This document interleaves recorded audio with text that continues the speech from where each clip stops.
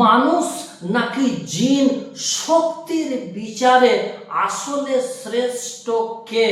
আমরা অনেকেই ভাবি যে জিনেরা অলৌকিক শক্তির অধিকারী আমাদের চেয়ে বেশি, কিন্তু আপনি কি জানেন শক্তির ব্যাপারে, ইলমের ব্যাপারে মানুষ নাকি জিন কে সবচাইতে শক্তিশালী?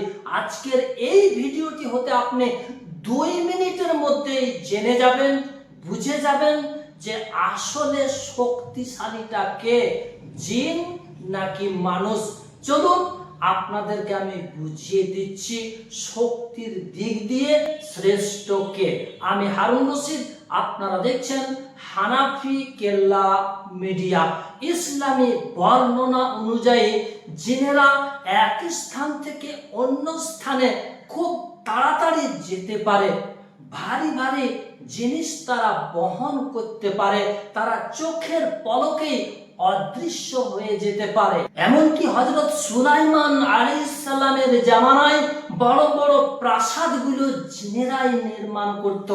তাহলে কি মানুষের চেয়ে জিনেরাই সবচাইতে শক্তিশালী? তাহলে জানতে হবে মানুষের শক্তিটা কেমন। হযরত সুলাইমান আলাইহিস সালামের রাজত্বকালে একদিন হযরত সুলাইমান আলাইহিস সালাম বলছেন যে রানী বিলকিসের সিংহাসনটিকে কে সবচাইতে তাড়াতাড়ি আমার কাছে এনে হাজির করতে পারবে?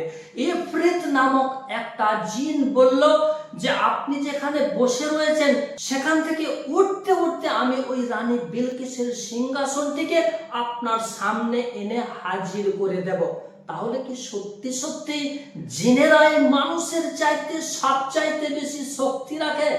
চলুন এবার আমরা জানব মানুষের শক্তি কতটা।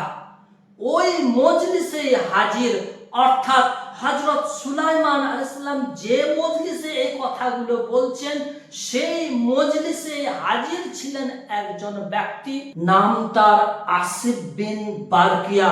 তিনি বললেন আপনার চোখের পলক মেলার আগেই বিলকিস রানীর সিংহাসনটিকে আপনার সামনে এনে আমি হাজির করে দেব।